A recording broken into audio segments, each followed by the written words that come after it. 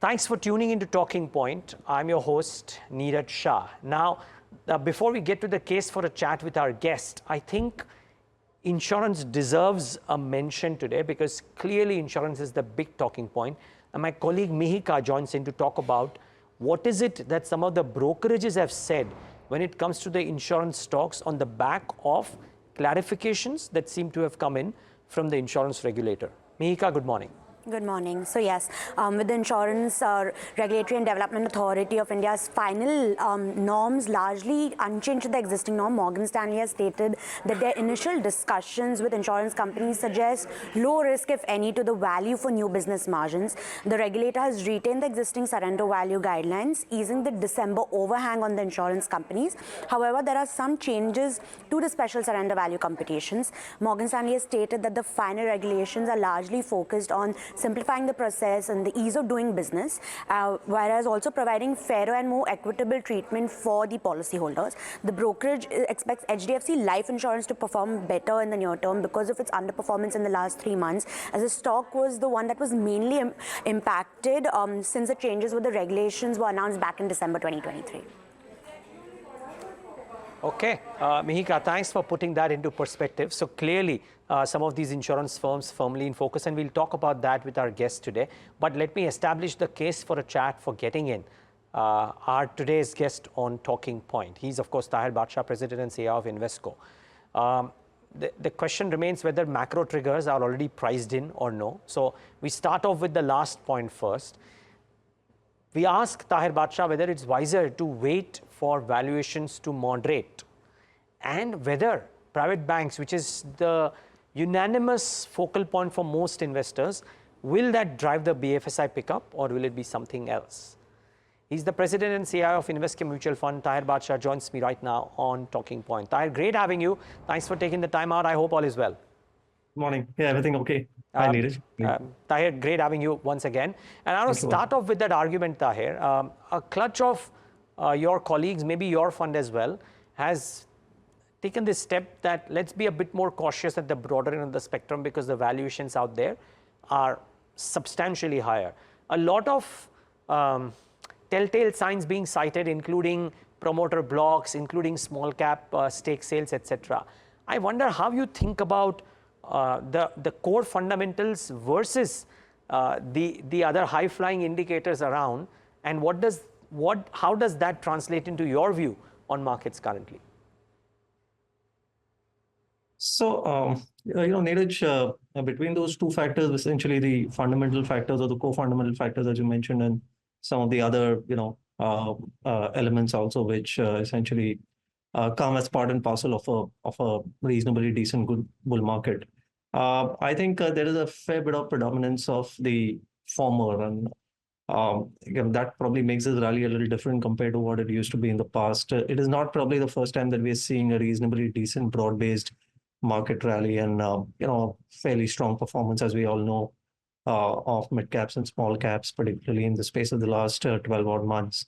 But I think this time it is different from the perspective that it's supported by, as you know, reasonably decent earnings trajectory and earnings growth as well. And the outlook and the forecast as things stand today is looking also reasonably healthy. So I think under the circumstances, therefore, if I were to probably contrast it with, let's say, the last mid cap small cap rally which we saw around the end of 2017, early 2018, or during the period of 2017, if I recollect right, it was a very strong rally at that point in time as well. But would you argue that it was also supported by strong earnings growth at that point in time? Probably not. I think in that year too, we saw a very strong performance of the broader market in India, probably led by different kinds of factors at that point in time, which were at play. But I think this time around, therefore, to that extent, it gives that added layer of confidence, not to therefore say that we can't have periodic drawdowns. We will, and especially if the market tends to at times get a little ahead of itself versus even the good fundamentals that we see. I think that's likely to happen, and probably we will see those kind of instances as we saw in the last couple of weeks where there was a reasonably sharp drawdown. But I would like to think that's par for course, and if you get those kind of corrections and valuations at some level, therefore do become a little more amenable, palatable, I think those will only be good entry opportunities. We still see the overall economic configuration as reasonably healthy. I don't really see a lot of devil in it at this stage. Got it.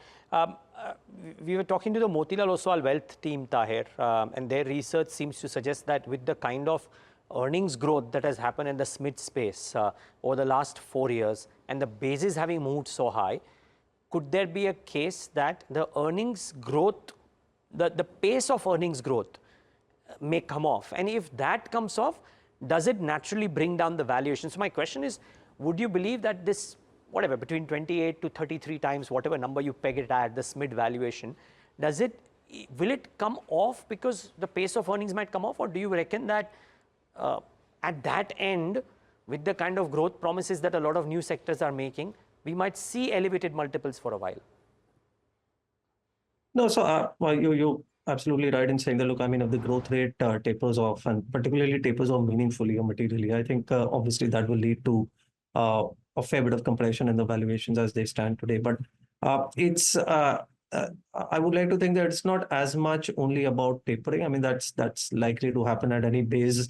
You will have to contend with the fact that you can't have 25%, 30% compounding every year. You will slow down to some extent. But if it is reasonably healthy and if it doesn't slip down too much, I think what the market will probably focus on is uh, reasonable lower, but is it longer enough and is it sustainable enough for a relatively longer duration compared to what it has been in the past? And if that were to be the case, then probably what we can argue for is valuations being perhaps uh, uh, at least a couple of notches higher than what they used to be in the past averages at the same point of time in the cycle. I hope you know what I mean. So basically, what I'm just saying is that you probably have a case for a re-rating, probably of a somewhat better magnitude on a longer history, and and especially if earnings growth is of a better trajectory or a better magnitude compared to what it has been in the past, and the longevity is probably somewhat better than what it used to be in the past. The other aspect that is confounded, I'm squeezing in themes here, Taher. Let's say power, uh, let's say renewables, oil marketing, what have you, or PSU linked or policy linked spaces. Okay, that's my clear question. Policy linked spaces. Now, the conversation always has been that people cite past history to say that look at execution slippages that have happened in the past, intentions that have been expressed in the past but not quite fulfilled. And therefore, that the run-up that we've seen in some of these themes on the current promise deserves to be brought down. At the other end, the bulls are saying that this time does seem to be different because in select pockets like power, renewables, etc., the targets are so tall and the policy push is there for the companies to execute and execute well, or having the ground to execute well, and therefore earnings growth might surprise on the upside. I'm trying to ask you, which side are you on? So, we ought to be on the side where you see visibility. And I think you see visibility for, as you said, in the camp where there is a possibility of growth being relatively stronger compared to what it used to be in the past. There have been policy initiatives earlier. There have been policy initiatives now as well. But you have to just try and understand as to what is the stability of these policy reforms and probably what kind of longevity it can bring. You can be in one camp, but you don't have a choice but to then keep assessing and reassessing at all points in time. So even though we may be in the positive camp as of now, we don't have a choice but to continuously reassess as to what the landscape is looking like and how are our assumptions being fulfilled. And if there is any detraction from that, we as money managers, we don't have a choice but to kind of take the reality into account and start trying to see as to what kind of precautionary measures we need to take or reallocations that we need to do in our portfolios. But as things stand, I think, like as I said, I mean, it's all about assessing the visibility, and that there are certain factors which are driving and likely to drive the growth of a particular theme. I think if those come into question and you strongly believe that those questions are merited, I think you don't have a choice but to, irrespective of whatever camp you are, you need to reassess the situation. So Taher, where is it that you find the strongest visibility? So, today goes without saying that, look, I mean, the industrial cycle, which has been in reasonably strong momentum and which we all actually should wish continues for a relatively longer period of time for the good of India, I think is still in good shape, and that is where much of the incremental opportunities, at least from a point of view of not having to worry about the visibility of growth, is going to come through, and that is where a larger section of our portfolios is obviously directed. But be that as it may, I mean, we have to, we don't have a choice but to also look at value opportunity, which might unfold as a result of the market being significantly attentive or concentrated towards one particular area. It always happens that if a larger section of the market looks at only a certain set of companies and certain set of stocks and industries, there will be laggards or there will be value which will start developing in some other parts of the market. And, so I think from a growth standpoint, clearly the industrial segment is, and everything which is related to the investment cycle by and large is likely to continue to do well. But we try to mix it with some of the value opportunities that we might probably spot at various points in time in different sectors. It could be consumption at some stage. It was pharma, let's say about 3-6 months ago, which is trying to kind of make a reasonably decent comeback. It's played out pretty well, pharma and healthcare. It could be banks at certain points in time, although we may probably find it difficult to actually see triggers around it at this stage. And I will probably also be constrained to give you what would be the catalyst which will probably take some of these banks up in terms of the valuations from here on. But value does tend to develop at certain points in time. And if you believe these are franchises which are reasonable to bet on and they provide value, I think we don't have a choice but as managers to reflect those in our portfolios. He's cited that financials and banks in particular could be a pocket to focus on amongst his wider market view, that don't be too perturbed about valuations, because if growth story stays on, then some of these valuations could well get justified in the times to come. I think that's the aggregate that I got. Taher, please correct me if I'm wrong there. But since you, sorry, probably need to go on to add that, as you mentioned, along the way that these valuations sometimes probably become a little, we don't really know whether these valuations are true or not, in the sense that you might probably get earnings upgrades along the way. Yeah.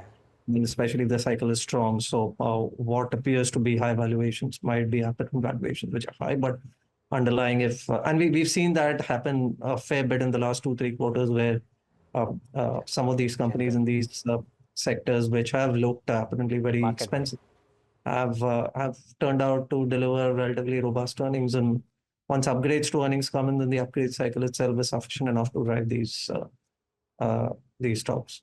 Yeah, fair point. Okay, so yeah, watch out for earnings upgrades in select pockets as well. Effectively, no easy money out there. Please do your own research, study well before investing, or choose mutual funds. Taher, now you spoke about financials, and that was at the start you spoke about banks, but at the start of the show we also spoke about the newsmakers of the day today, and that was insurance and this IRDAI, sorry, excuse me, tongue twister out there, but IRDAI regulation, status quo on the surrender value of the non-linked products, etc.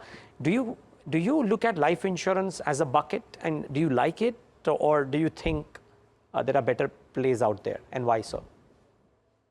So we do have some exposure to life insurance companies, and very selectively though, but we like the proposition in a couple of cases, especially where the product basket is reasonably well diversified. And last year, when we saw that the changes which were brought about in the 2023 budget with regard to the insurance companies, I think was a reasonably decent value opportunity which got created at that point in time, and some of the reasonably decent frontline insurance companies. And we did approach it from a value standpoint at that time, to reflect it in many of our values and in some of our value strategies, or at least a value portion of some of our of our funds. So I think that is something which we were able to play, but from a value standpoint at that point in time, I think in general, this is a sector which still has growth characteristics. We know that, right? I mean, might not be underpenetrated as far as life insurance is concerned, but it is still a reasonably decent growth portion of the economy. So and the financial services segment. Incrementally, I think the approach that we've had to financial services, banking and financial services is also a little uh, different compared to what we've been used to in the past. I mean, 5 years ago, we've always largely focused on lenders, whether it be the banks and the NBFCs. Today, the landscape has changed as far as financial banks and financial services together is concerned, and there are a good number of opportunities on the non-banking, non-lending financial services side, and I think insurance is one part of that opportunity. So it does make sense to look at some of them, particularly where we see uh, the product basket, as I said, being relatively more broad-based and appropriate. Got it. Okay, Taher, there is the formation of the newer themes as we've seen in the last 2 or 3 years. Some have taken rebirth, right? Defense, PSUs, railways, etc. And some like PLI formed in the last 3 years, EMS schemes, EMS companies in the last 2, 3, 4 years, if you will. Maybe potentially strong green hydrogen companies coming up in the next few years as well. Where is it that you have the strongest conviction from things that have gotten created or re-christianed in the last 3 years?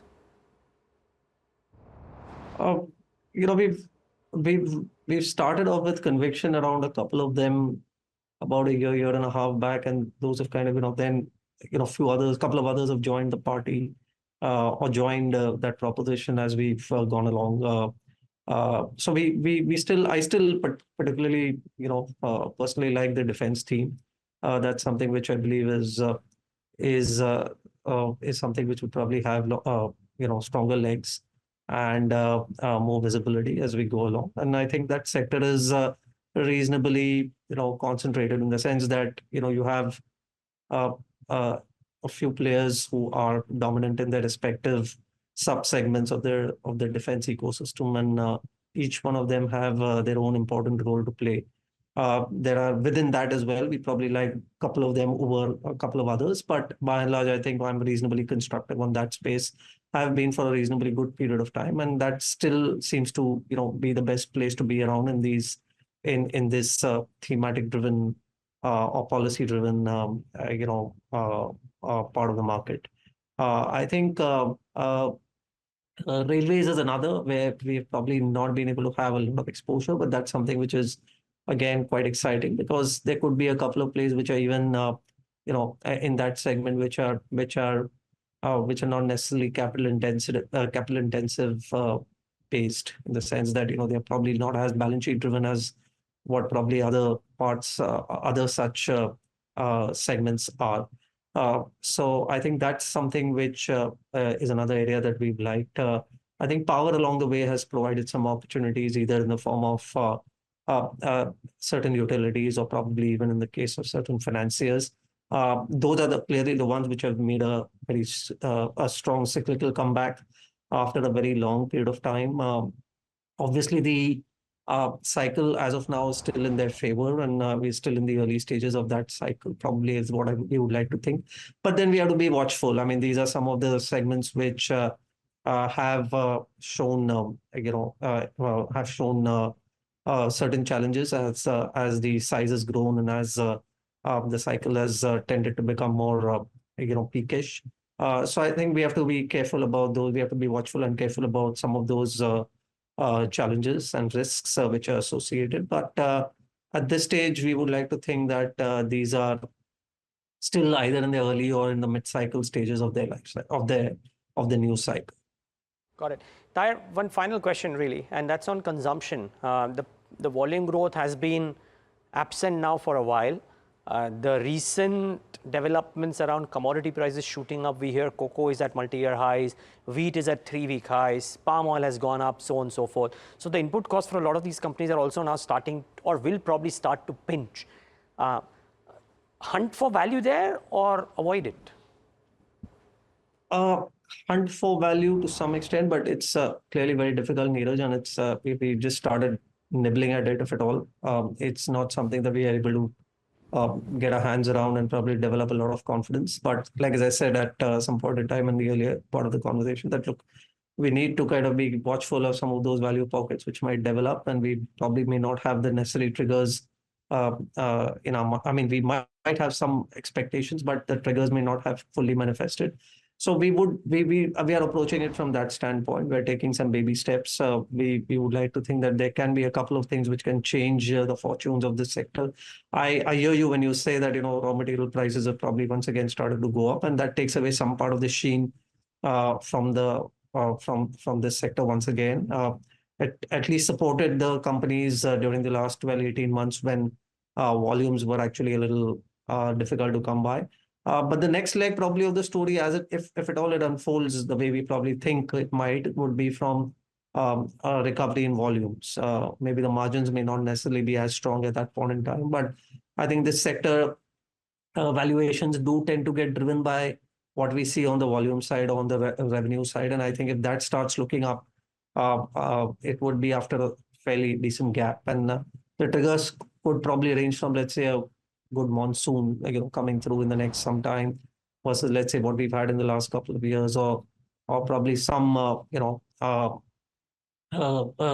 policy changes which start to address some of the low to mid-end segments of the income pyramid.